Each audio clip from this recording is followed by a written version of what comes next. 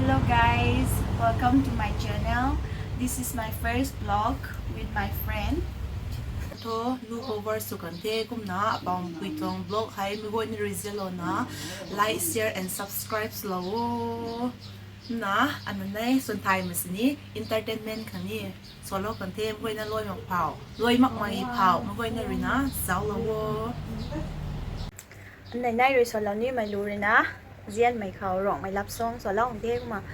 kinh xì xì mà quay na loay phảo kinh chuyện này kinh là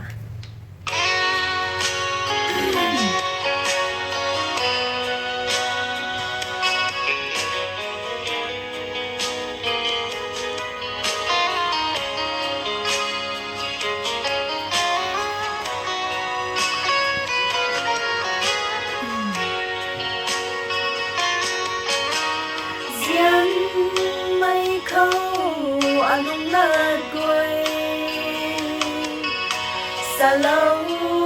kan ne kagan kakau ning tao anong ning ho mungang mage sa may nang ta asay ngan na nang ta ay lalo na bame Diyan may nangoy sa laukan ni Diyan may laksa azu adang kau Diyan may nangoy at dapat lang na Takkan hay cũng là tình cầu rong gai câu tay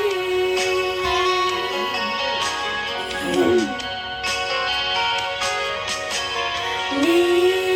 ngâm mơ mây ami tui agu alang di cùng vang nghe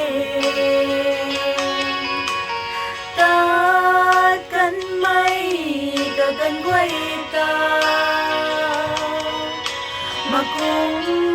lâu na alung ka be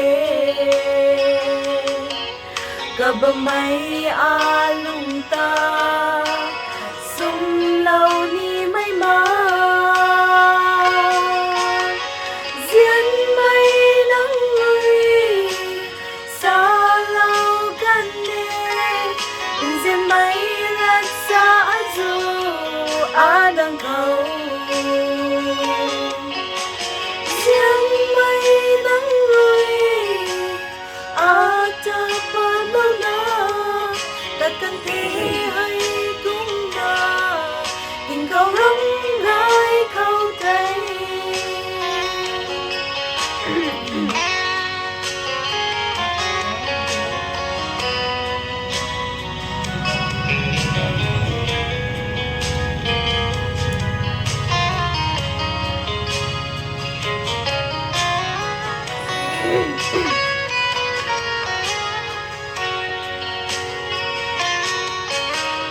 Diyan may nangoy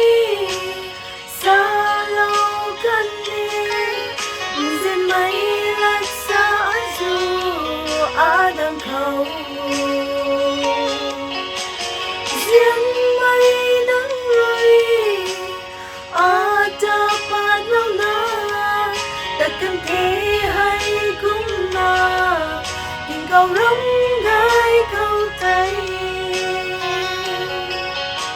thế mày quay nó ta loay mày phảo kinh chuyện này kinh lâu mày khang ta thật ní cháu chuyện này cháu lâu mày khang ta này trong video ha cho một côสุดท้ายจากเมื่อกี้นี่ just first time ที่ไม่ทุ่มไว้นะรีนะฮอกซี่มันได้ที่แกงกวกหลบวัว and thank you so much for watching till the end and don't forget to like share and subscribe my friend's vlog see you next vlog bye, bye.